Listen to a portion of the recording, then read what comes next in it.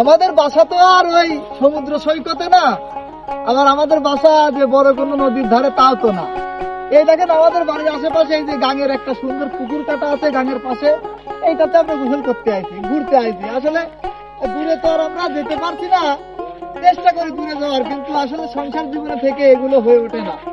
তাই মাঝে মধ্যে এখানে ঘুরতে আসি, এই যে বড় ভাই আছে, আশেপাশের মানুষদের সাথে আমরা আর কি সময় কাটিয়ে যাই। আসলে এই জায়গাগুলো অনেক ভালো লাগে, আপনারা ঘুরতে আসবেন। আমাদের এই মানে হরিনারায়ণপুর টাঙ্গের পাশেই যে সুন্দর পুকুর করে রেখেছে এই জায়গাটা, অনেক সুন্দর একটা জায়গা। আপনারা দেখেন চারিদিক কত সুন্দর।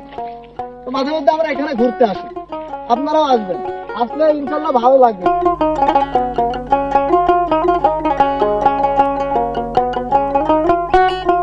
সুপ্রিয় দর্শক, আপনারা দেখতেই পাচ্ছেন পাখিগুলো কত সুন্দরভাবে উড়ে যাচ্ছে। আসলে এই প্রকৃতির দৃশ্যটা কত সুন্দর হতে পারে।